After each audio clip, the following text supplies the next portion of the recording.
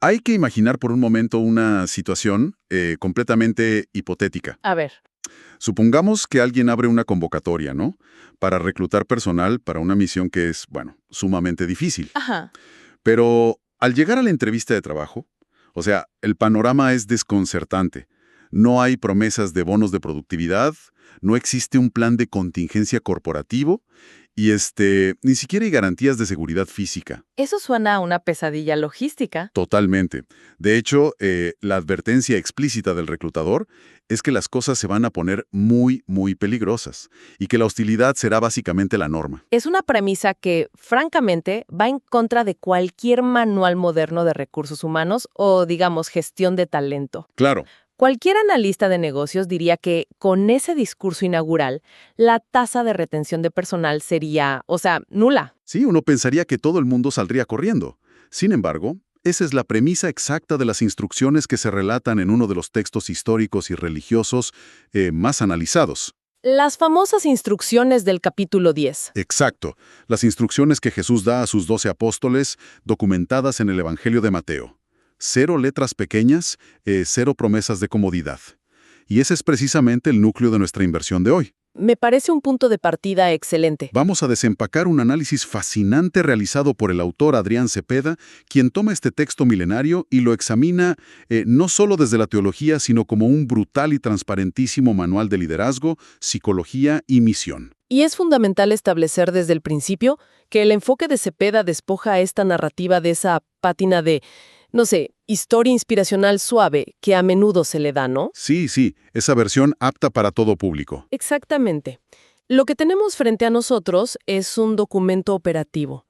Tiene una franqueza que, llega a dar vértigo. Wow, sí. El objetivo de esta conversación, de este análisis a fondo, es entender la maquinaria psicológica detrás de este tipo de misión, desentrañar el costo real del compromiso que se exige. Ajá.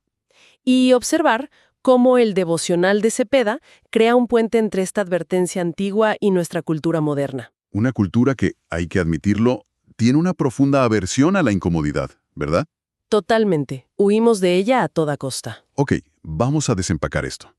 Porque si uno lee las instrucciones de la misión así de golpe, parecen una locura suicida. Sí, un salto al vacío. Pero entiendo que hay un contexto previo, no se llega a este nivel de exigencia en el vacío. Para entender la cura o la acción extrema que se toma aquí, ¿cuál era el diagnóstico de la situación? Claro. O sea, ¿qué estaba pasando justo antes de que se diera esta orden de despliegue?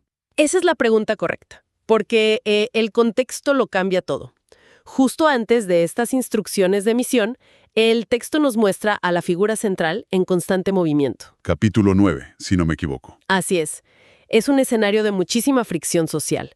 Estaba sanando enfermos, perdonando públicamente a personas consideradas marginadas y haciendo cosas escandalosas para el status quo de la época. ¿Como reclutar a un recaudador de impuestos? Exacto. Meter a Mateo a su círculo íntimo y sentarse a comer con individuos que la élite religiosa consideraba, indeseables. Básicamente rompiendo todas las reglas de relaciones públicas del momento, ¿no? Totalmente.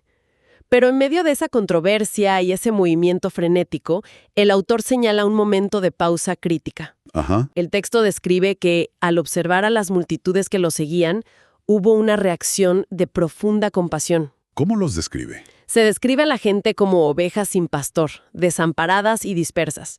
Y de ahí surge un diagnóstico que se ha vuelto, una frase súper célebre: la mies es mucha, pero los obreros son pocos. Ah, sí, clásico. Y la primera respuesta ante esta crisis de liderazgo y desamparo no fue organizar un comité, fue pedir que se orara para que se enviaran más obreros al campo. Y aquí es donde hago una pausa porque el salto me parece brutal. A ver, cuéntame. Se pasa de una postura contemplativa, de decir, hay que pedir que alguien venga a ayudar, Sí. a una acción directa donde les dice, por cierto, esos obreros van a ser ustedes. Sí, los pone en primera línea. Me gusta ver esto con una analogía del mundo corporativo. Es como si una empresa pasara de la noche a la mañana de su fase de investigación y desarrollo, donde todo es teórico, seguro, y el líder hace todo el trabajo pesado, Claro. a una fase de, expansión agresiva, en un territorio completamente hostil, enviando a los pasantes al frente de batalla. Es un santo operativo masivo, sin duda. Pasan de ser simples estudiantes que observan a un maestro a convertirse en representantes oficiales con un poder delegado absoluto. Ajá. Y el nivel de autoridad que se les transfiere es, bueno, asombroso. Es el segundo de los 5 grandes discursos, y define la misión y el costo. Exacto. No es una delegación de tareas administrativas, o sea, de ir a sacar fotocopias. Para nada. El autor menciona que reciben instrucciones para sanar enfermos, limpiar leprosos, echar demonios, es decir, autoridad sobrenatural a gran escala. Pero, y aquí es donde mi lógica choca contra la pared. ¿Qué pasó? Justo después de otorgarles estos poderes increíbles, les corta el presupuesto a cero. Cero absoluto. Les prohíbe llevar dinero en sus bolsas, les dice que no lleven ni siquiera una túnica de repuesto y que dependan exclusivamente de la hospitalidad de extraños. Así es. ¿Por qué?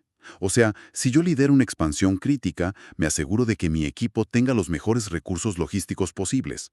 ¿Por qué dotarlos de tanto poder, pero dejarlos en la miseria material? Lo fascinante aquí es entender cómo la vulnerabilidad material es, en realidad, una estrategia de calibración psicológica. A ver, explícame eso. Si lo analizamos de cerca, este discurso define las reglas operativas de un nuevo tipo de reino. Y respondiendo a esa aparente contradicción logística, la falta de recursos propios elimina lo que en psicología llamamos la ilusión de control. ¿La ilusión de control? ¿Te refieres a creer que el éxito de la misión depende de cuán llena esté la mochila? Precisamente. Cuando el ser humano tiene abundancia de suministros, un plan B, un plan C y ahorros en el banco, la tendencia natural es depositar la confianza en esos recursos. Claro, uno se siente seguro. Exacto. Si las cosas se complican, la primera reacción es revisar el inventario. Al despojarlos de la logística básica, se asegura que la confianza operativa esté depositada total y exclusivamente en la misión y en la autoridad que los envió. O sea, les quita las muletas. Tal cual. No hay margen para el orgullo logístico. Si sobreviven y tienen éxito, queda absolutamente claro que no fue por su brillante planificación financiera, sino por el respaldo de quien los mandó. Es decir, se les quita la red de seguridad para obligarlos a mirar hacia arriba, no hacia sus bolsillos. Exactamente. Pero a ver, si yo estoy en esa posición, acepto ir sin dinero tal vez. Pero el nivel de hostilidad que se describe después rompe todos mis esquemas. Aquí es donde se pone realmente interesante la exploración. Ah, sí, la parte de los lobos. Porque el texto avanza y la advertencia pasa de van a pasar un poco de hambre a, o sea, los van a destrozar. Cepeda subraya una frase icónica. Los envían como ovejas en medio de lobos. Y les pide ser prudentes como serpientes y sencillos como palomas. Sí, y no es una metáfora ligera. Les advierte sin filtros que serán odiados, arrastrados ante tribunales y que las familias colapsarán divididas por esta causa. Y esto plantea una pregunta importante sobre la estrategia de reclutamiento que mencionábamos al principio. ¿Por qué ser tan devastadoramente honesto? Eso mismo me pregunto yo.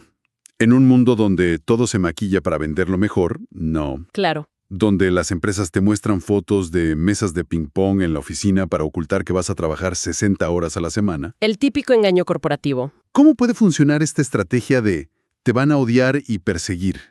Yo pensaría que esto espantaría a cualquier candidato razonable. Espanta un tipo muy específico de candidato. Y esa es exactamente la función de este discurso. Ah, ok. El análisis de Cepeda es brillante en este punto. La honestidad brutal actúa como un filtro purificador. Un filtro. Sí. Si el reclutamiento se hiciera con promesas de fama, éxito, respeto social o un seguro de vida espiritual que garantice ausencia de problemas, se llenaría el equipo de oportunistas. Claro, gente que solo busca los beneficios. Personas que, ante el primer rugido del lobo, abandonarían la misión sin pensarlo 2 veces. Claro, el famoso síndrome de abandonar el barco cuando hay una pequeña grieta. Exactamente.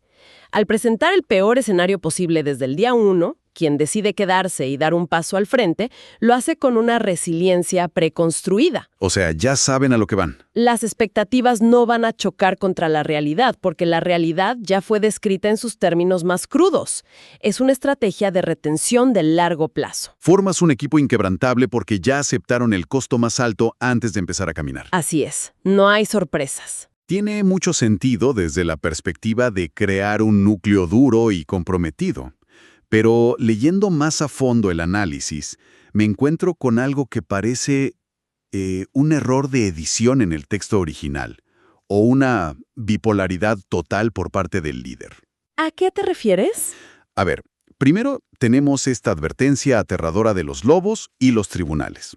Luego, el líder habla sobre el miedo y da una directriz intensísima. Sí, los versículos del 28 al 31. Exacto.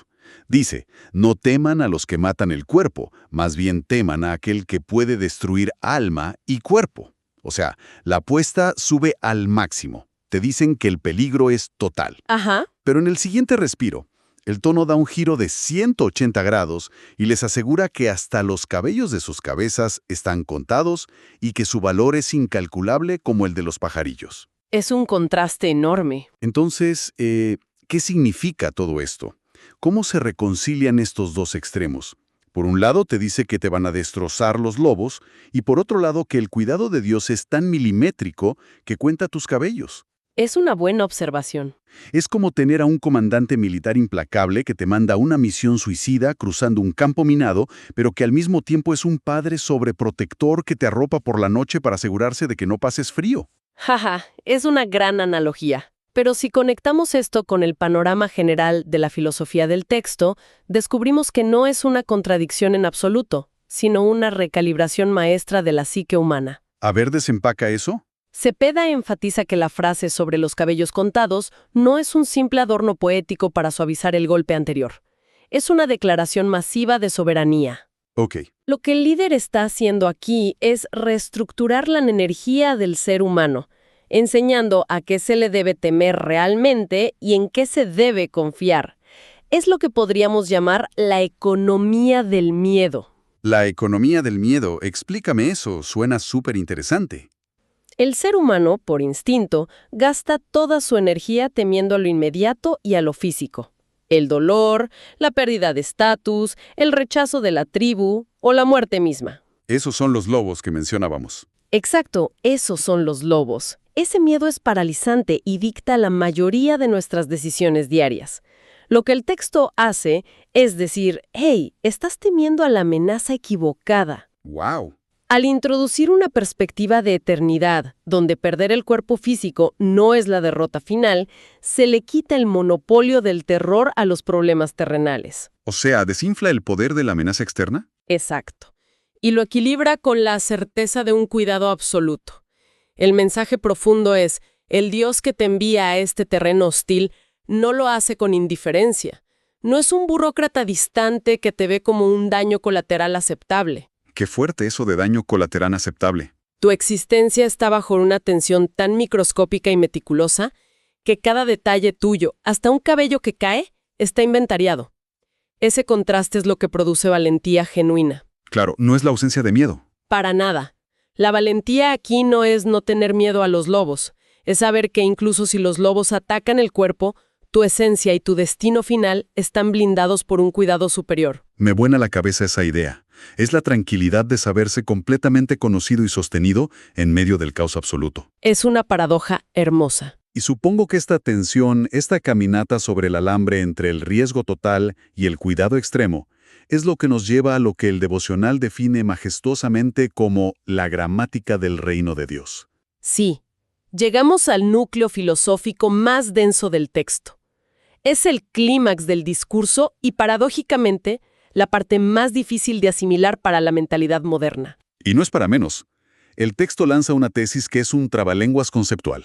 Los versículos 38 y 39. Esos meros. Dice que quien no toma su cruz no es digno, que quien encuentra su vida la perderá, y que aquel que está dispuesto a perder su vida por causa de esta misión es quien finalmente la encontrará. La entrega produce vida y el aferramiento produce pérdida. A primera vista, es la antítesis del instinto de conservación, y el devocional de Cepeda es muy incisivo aquí, porque argumenta que nuestra cultura contemporánea ha hecho un trabajo meticuloso de domesticación con este mensaje. Lo ha suavizado por completo. Sí, lo hemos lijado, pulido y envuelto en papel de regalo para que sea cómodo, para que sea compatible con nuestro estilo de vida previo y nos prometa paz mental sin exigirnos soltar el control de nuestra vida. Es una crítica sumamente aguda que hace el autor. Vivimos en una era donde la espiritualidad o el sentido de propósito a menudo se venden como un accesorio más para mejorar nuestro bienestar personal. Como ir al spa o hacer yoga, ¿no? Algo así. Se busca un cristianismo o una filosofía de vida de bajo costo. Queremos los dividendos de la paz, la comunidad y la esperanza, pero rechazamos categóricamente la cláusula de tomar la cruz, que implica sufrimiento, incomodidad y renuncia voluntaria. Claro, queremos los beneficios sin pagar la membresía. Exacto. El autor funciona como una corrección incómoda aquí, recordándonos algo ineludible. En ninguna parte del texto se prometió que esta vocación sería fácil. Lo que se prometió es que valdría la pena. Esa distinción es crucial. Hay una diferencia abismal entre lo fácil y lo valioso. Totalmente. Por regla general, en la experiencia humana, las cosas de mayor valor exigen un nivel de sacrificio y fricción que de fácil no tienen absolutamente nada. Así es. Pero quiero hacer de abogado del diablo aquí, o más bien tratar de aterrizar esto en la acera de enfrente para quienes nos escuchan. A ver, adelante. Uno podría preguntarse, bueno, yo no vivo en el siglo I bajo el Imperio Romano. Nadie me va a arrastrar ante un rey o un gobernador para cortarme la cabeza por mis creencias. Claro, el contexto histórico es diferente. En la mayoría de nuestros contextos urbanos cotidianos, este nivel de persecución épica no existe. Entonces, ¿cómo se ve en la práctica esta pérdida de la vida o este famoso costo en la actualidad según esta lectura? Rescatando lo que plantea el material de Cepeda, primero hay que reconocer con sobriedad que lamentablemente hoy en día sí existen geografías donde el solo hecho de abrir una Biblia o mencionar a Jesús sigue siendo un riesgo de vida o muerte inminente, o donde te cierra puertas. Sí, eso es una realidad innegable en muchas partes. El texto original sigue siendo literal en muchos lugares. Sin embargo, para la mayoría inmersa en la cotidianidad occidental moderna, el costo se traduce en formas más sutiles, pero que representan un peso altísimo a nivel psicológico y social. Por ejemplo, ¿de qué tipo de lobos modernos estamos hablando? El perder la vida hoy puede traducirse en perder una oportunidad laboral o una reputación cuidadosamente construida. Ok, tiene sentido. Puede verse en la decisión de rechazar un negocio muy lucrativo porque requiere comprometer éticas fundamentales. Es el costo social de sostener una convicción que no es popular y que te quita la aceptación social en tu entorno. O sea, el rechazo de tus pares. Exactamente. Incluso puede significar la ruptura de relaciones importantes o perder una amistad de años porque el alineamiento de valores choca. Wow, sí. Cepeda aclara algo fundamental. El campo de misión hostil no requiere irse lejos o tomar un avión a otro continente. El campo es la familia, el trabajo, el barrio, el círculo de amigos. Es como si nos dijeran que ese instinto básico de supervivencia social, ese deseo desesperado de encajar y ser aplaudidos por todos, es precisamente lo que tenemos que estar dispuestos a perder. Sí, perder eso para encontrar algo real. Es profundo y, la verdad, bastante intimidante. Lo es, sin duda. Bueno, si hacemos una especie de visión panorámica de todo este viaje analítico que hemos recorrido en esta exploración detallada, empezamos viendo un diagnóstico empático en el capítulo 9. Una multitud desorientada, ovejas sin pastor. Exacto, una crisis que requería obreros de inmediato. Luego vimos cómo la respuesta a esa crisis no fue una planificación cautelosa, sino una expansión audaz, dotando a los 12 de una autoridad gigantesca. Pero dejándolos sin logística. Así es, en la absoluta indigencia material, para forjar una dependencia total en la misión. Pasamos por el reclutamiento más brutalmente honesto de la historia, sin garantías de seguridad física. Donde la advertencia de los lobos sirvió como un filtro de lealtad. Sí. Luego exploramos esa genial reestructuración de la mente frente a los miedos, al entender que, aunque el riesgo externo es altísimo, el cuidado interno cuenta hasta los cabellos. El reordenamiento de a qué temerle realmente. Tal cual. Y, finalmente, chocamos contra el muro de la paradoja máxima, que la verdadera vida solo se encuentra en el acto voluntario de entregarla, perdiéndola, confrontando nuestra comodidad moderna. Es un resumen muy preciso del recorrido. Y para conectar esto con el panorama general y ponerle el broche de oro a este análisis, me gustaría volver a la conclusión central del devocional de Adrián Cepeda. Por favor, adelante. Después de diseccionar toda esta tensión entre el peligro inminente y el cuidado absoluto, la gran interrogante que plantea Mateo 10 no es si habrá un costo o no. Porque es un hecho que lo habrá. Es un hecho. Es una ley física del reino, tomar este camino traerá fricción. Eso es inamovible. La verdadera pregunta que el autor deja sobre la mesa es si uno confía lo suficiente en quien hace el envío. ¡Wow! Esa es la clave. ¿Confías lo suficiente como para dar ese paso al frente de todos modos? Es la decisión radical de avanzar incluso cuando el camino no está despejado y no hay garantías visibles. Esa imagen, la de atreverse a avanzar sin ver el camino despejado y sin la mochila llena de provisiones, me parece el punto perfecto para ir cerrando. Totalmente de acuerdo. Y quiero despedir esta inmersión dejando una idea flotando en el aire. Un último pensamiento provocativo, para que quienes nos acompañan puedan reflexionarlo por su cuenta. Excelente. Vivimos en un mundo moderno fascinado, casi obsesionado, con calcular cada riesgo, ¿verdad? Sí, evitamos la incomodidad a toda costa. Exacto. Analizamos datos, compramos seguros para todo, y nuestra cultura nos exige que, antes de hacer algo, tengamos asegurado un retorno de inversión inmediato. Exigimos garantías de salir ilesos. Queremos lo seguro. Pero, a la luz de lo que hemos analizado hoy, la pregunta es, ¿qué pasaría si las experiencias más auténticas y vitales de la condición humana solo se pudieran alcanzar aceptando precisamente ese riesgo? El riesgo de entregarlo todo. Así es. ¿Qué pasaría si la obsesión por evitar el sufrimiento nos está robando la oportunidad de encontrar el verdadero sentido? Queda esa invitación a pensar qué es aquello por lo que valdría la pena perderlo todo sin garantías para, paradójicamente, encontrar la verdadera vida. Nos quedamos con esa reflexión.